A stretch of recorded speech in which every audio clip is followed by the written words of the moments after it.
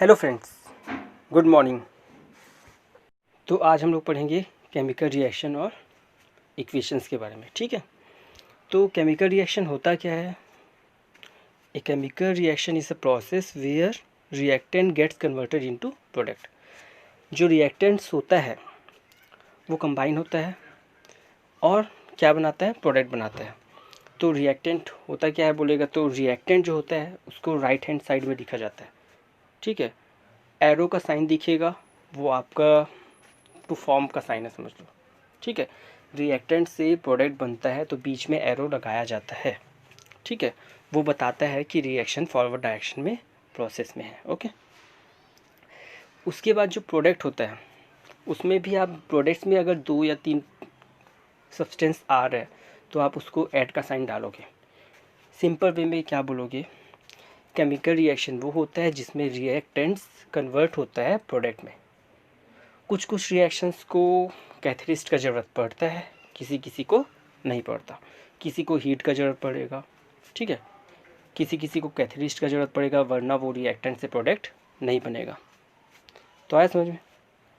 तो simple definition है, chemical reactions is a process in which reactants gets converted into product. ठीक है, अब वो डिपेंड करेगा कैथलिस्ट है कि नहीं है। ठीक है, कंडीशंस भी अप्लाई होता है किसी किसी में, तो वो आपको याद रखना है। तो अब भाई रिएक्टेंट क्या होता है पूछा जाएगा। तो रिएक्टेंट क्या होता है? Which combines substance which gets combine, ऐसा सब्सटेंस जो कंबाइन होगा। ठीक है, and the substance which get obtained, जो सब्सटेंस ऑब्टेन्ड होता है उसको बोला जाता है प्रोडक्ट। ठीक है, तो यहाँ आप 3 चीज़ समझे कि केमिकल रिएक्शन क्या होता है, रिएक्टेंट एंड प्रोडक्ट। ठीक है, और वो एरो जो बना रहता है वो क्या है बोलेगा तो क्या बोलोगे? ये शो कर रहा है कि रिएक्शन फॉरवर्ड डायरेक्शन में जा रहा है। आया? नेक्स्ट, अब कैसे पहचाना जाएगा कि केमिकल रिएक्शन हो रहा है? हमको कैसे पता चलेगा कि कोई केमिकल रिएक्शन हुआ है? तो कुछ कुछ चेंजेस दिखेगा, जैसे कि स्टेट में चेंजेस आ जाएगा। हो सकता है पहले सॉलिड फॉर्म में रहेगा, बाद में गैस की फॉर्म में आ जाएगा। हो सकता है कुछ चीज़ को मिलाया तो उसका कलर चेंज हो जाएगा। हो सकता है कि गैस का इवोल्यूशन हो, जैसे हाइड्रोजन गैस का इवोल्यूशन होगा तो उसका डिटेक्शन के लिए हम लोग क्या करते थे? पॉप साउंड आएगा तो पता चल जाता था कि वो कौन सा गैस है, हाइड्रोजन गैस है। CO2 गैस निकलता है तो लाइम वाटर को क्या करता है? मिल्की करता है ना।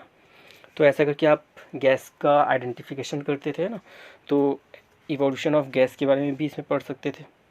चेंज इन टेम्परेचर से भी हम पता कर सकते हैं, ठीक है, कि कोई केमिकल रिएक्शन हो रहा है कि नहीं। इसके लिए एग्जांपल क्विक लाइम वाला है, जब इसको मिक्स किया जाता है वाटर में। ओके, तो कैसे आइडेंटिफाई कर सकते हैं बोलेगा तो ये 3-4 प्रोसेस है, ठीक है, जिससे आपको पता चल जाएगा। ठीक है,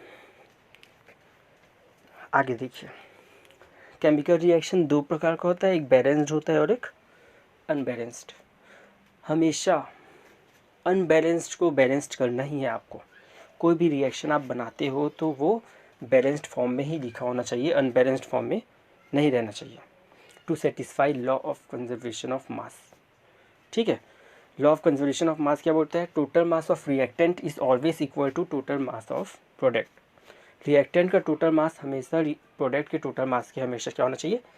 इक्वल होना चाहिए। और वो तभी होगा जब number of atoms in reactant is equal to number of atoms in product. मतलब आपको बैलेंस करना ही है रिएक्शन को। ठीक है, क्यों पूछा जाएगा तो क्या बोलना? To satisfy law of conservation of mass. आया समझ में? यहाँ पर देखो, जैसे कि पहले H2 + O2 टू फॉर्म था H2O। अगर हम लोग सामने जो H2 के सामने 2 नहीं लगाते, H2O के सामने 2 नहीं लगाते तो नंबर ऑफ एटम्स रिएक्टेंट और प्रोडक्ट में इक्वल नहीं होता। तो अब जब जो मेन इक्वेशन है उसको देखा जाए तो रिएक्टेंट साइड में देखेंगे तो 4 हाइड्रोजन है और 2 ऑक्सीजन है, और प्रोडक्ट में भी देखेंगे तो क्या होगा? 2 2 ज़र 4 हाइड्रोजन है और 2 × 1 ऑक्सीजन कितना है? 2 ऑक्सीजन है। तो रिएक्टेंट में जितना हाइड्रोजन ऑक्सीजन है उतना ही प्रोडक्ट में हाइड्रोजन ऑक्सीजन है, मीन्स ये रिएक्शन बैलेंस्ड है।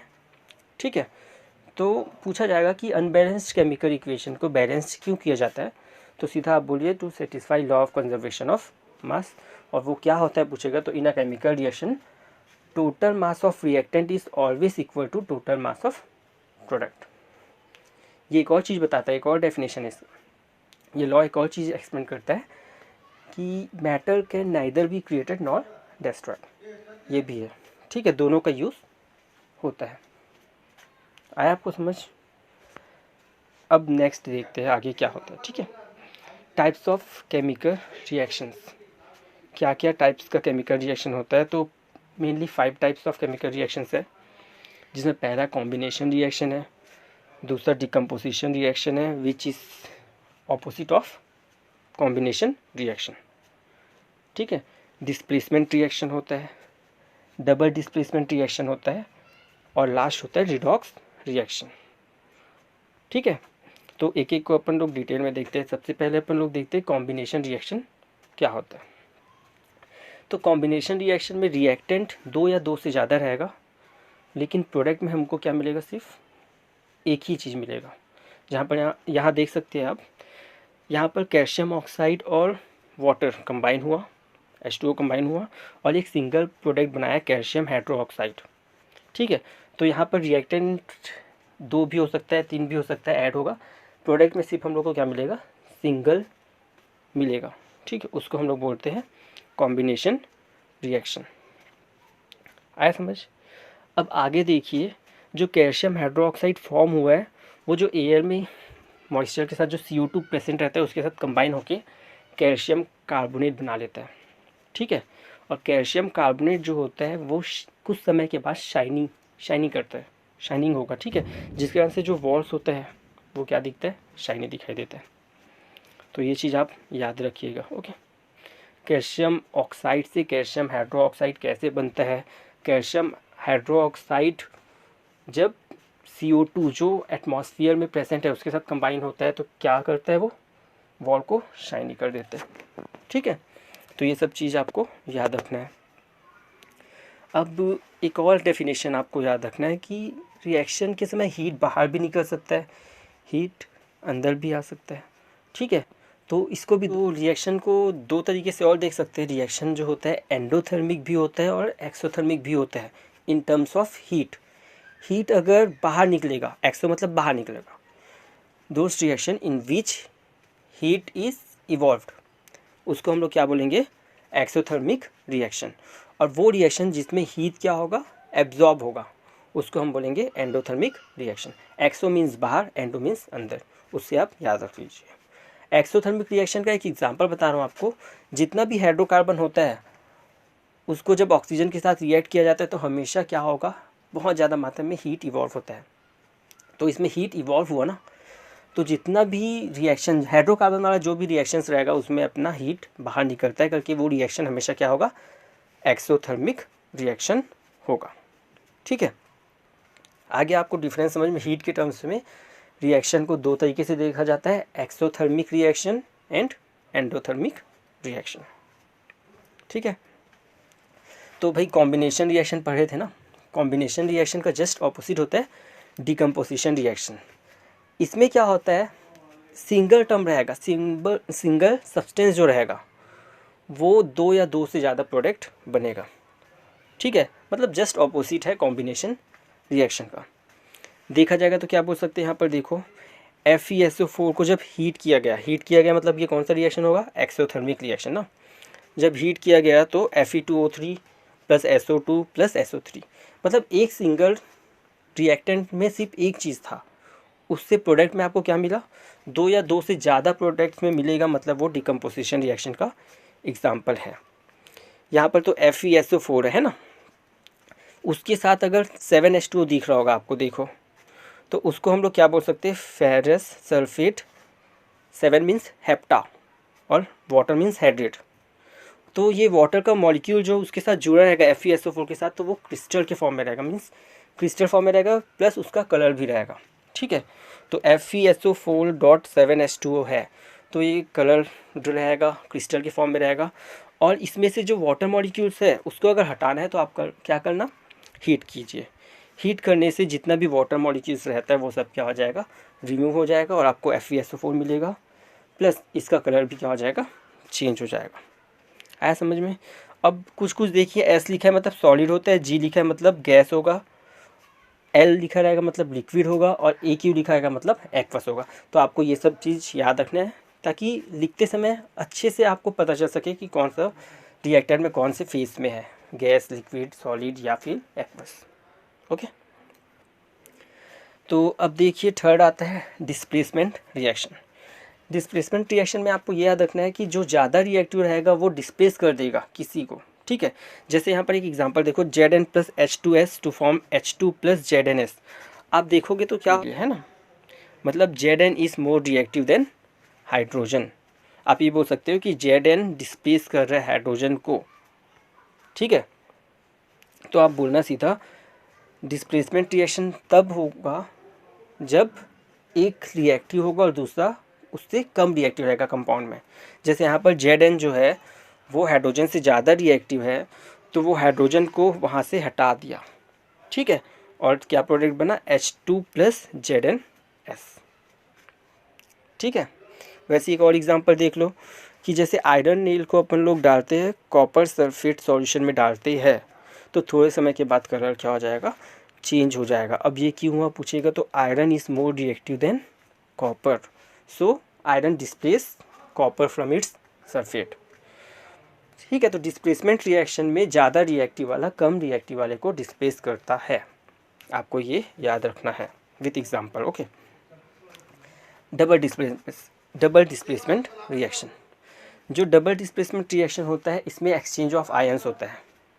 रिएक्टेंट में जो भी सब्सटेंस रहेगा, कंपाउंड रहेगा, उसके आयंस का पहले एक्सचेंज होगा। जैसे Ag का किसके साथ जुड़ा होगा, Cl के साथ जुड़ गया, और Na किसके साथ जुड़ गया, NO3 के साथ। इसका मतलब क्या होगा, इसमें एक्सचेंज ऑफ आयंस होता है। एग्जाम्पल याद रख लेना, AgNO3 प्लस NaCl है, तो Ag क्या हुआ, कंबाइन हुआ Cl के साथ और AgCl बना, और Na किसके साथ कंबाइन हुआ, NO3 के साथ कंबाइन हुआ, तो क्या बनाया, NaNO3, ठीक है। आया समझ, ठीक है। अब आगे देखिए, अब आता है ऑक्सीडेशन एंड रिडक्शन। तो सबसे पहले ऑक्सीडेशन क्या होता है, एडिशन ऑफ ऑक्सीजन और रिमूवल ऑफ हाइड्रोजन। याद रखिए, एडिशन ऑफ ऑक्सीजन और removal of hydrogen is called oxidation. आया समझ में। रिडक्शन क्या होता है, जस्ट उल्टा कर दो, addition of hydrogen and removal of oxygen. इसको हम दोनों चीज़ को क्या बोल सकते हैं, ऑक्सीडेशन एंड रिडक्शन। समझ में आया। तो नेक्स्ट टॉपिक है कॉरिजन एंड रेंसिडिटी। तो कॉरिजन क्या होता है, सबसे पहले ये देखना है तो आपको क्या पता करना है। जैसे आप जानते हो नॉर्मल लाइफ में आयरन जो होता है वो एयर के कांटेक्ट में, मॉइस्चर के कांटेक्ट में या फिर एसिड के कांटेक्ट में आता है तो उसका कलर थोड़ा अजीब सा दिखाई देता है, मतलब रस्ट रख जाता है बोलते हैं। तो rusting of iron he example है कॉरिजन का, ठीक है। आया कॉरिजन समझ में। कॉरिजन जो है उसका सबसे बेस्ट एग्जांपल होता है रस्टिंग ऑफ आयरन, और आपको पता चल रहा है क्या होता है उस प्रोसेस में। आयरन जो होता है वो एयर के कांटेक्ट में, मॉइस्चर के कांटेक्ट में, CO2 के प्रेजेंस कांटेक्ट में, या बोल सकते हो एसिड के कांटेक्ट में आता है, तो उसका लाइफ थोड़ा कम भी हो जाता है, प्लस उसका कलर चेंज हो जाता है, ठीक है। लाइफ उसका कम हो गया, समझ में है। तो this process is called collision, ठीक है। लेकिन वही चीज़ अगर खाने पीने की में आता है, अगर खाने का टेस्ट ख़राब हो रहा है, स्मेल चेंज हो रहा है, तो उस प्रोसेस को बोलते हैं रेंसिडिटी, ठीक है। तो रेंसिडिटी जो है वो खाने की चीज़ों में होता है, और कॉरिजन जो है वो आयरन मेटल वाली चीज़ जो भी चीज़ है, ठीक है। तो कॉरिजन से बचाना है आपको, तो आप क्या करोगे, पेंट कर दीजिए। अगर आयरन को पेंट कर देते हैं तो वो एयर के कांटेक्ट में, वाटर के कांटेक्ट या एसिड के कांटेक्ट में नहीं आएगा, जिसके कारण से आयरन रस्ट नहीं लगेगा, ठीक है। अब जहाँ तक है फूड्स मटेरियल्स का हुआ जो ख़राब हो रहा है, तो उसको ठीक करने के लिए आपको क्या लगेगा, एक तो एंटीऑक्सीडेंट का यूज़ कर सकते हैं BHA और BHT, ठीक है, ये दोनों का यूज़ कर सकते हो। या फिर ऐसी जगह पे खाना को रखो जहाँ पर एयर ज़्यादा ना आ सके। फ्रिज के अंदर रखने से भी खाना जल्दी से ख़राब नहीं होता, क्योंकि एयर का प्रेसेंस उसमें नहीं है। प्लस अगर चिप्स विप्स को आप देखोगे तो उसमें नाइट्रोजन गैस रखा रहता है, because nitrogen is unreactive gas, ठीक है। तो ये सब चीज़ से हम लोग खाने को बचा कर रख सकते हैं। तो कॉरिजन वाले के लिए एग्जांपल है रस्टिंग ऑफ आयरन, ठीक है। रेंसिडिटी वाला जो आपको याद रखना है वो किस में यूज़ होता है पूछेगा, उसका कहाँ देखिए वो चीज़ आपको पूछा जाएगा तो आप क्या बोलोगे, खाना का जो टेस्ट चेंज होता है, स्मेल चेंज होता है, उसी प्रोसेस को रेंसिडिटी बोलते हैं। और उसको ठीक करना है तो एंटीऑक्सीडेंट डालना पड़ेगा उसमें, BHA या फिर BHT, ठीक है। या फिर एयर टाइट जगह जो रहेगा जहाँ पर एयर नहीं आ सकता वैसे जगह पे रख दीजिए, ठीक है। या जो चिप्स हो गया ये सब को हम लोग कौन सी गैस में फिल करके रखे जाते हैं, nitrogen gas, because nitrogen is unreactive. अगर उसकी जगह ऑक्सीजन रहेगा तो ऑक्सीजन के साथ वो कांटेक्ट में आएगा जिसके कारण से उसका स्मेल भी टेस्ट दोनों क्या हो जाएगा, चेंज हो जाएगा, मतलब ख़राब हो जाएगा। टॉपिक आपको कैसा लगा प्लीज़ बताना, अच्छा लगे तो लाइक और सब्सक्राइब करना, ठीक है। और कुछ भी डाउट्स रहेगा तो कमेंट्स में आप ज़रूर बताना, ठीक है। Thank you.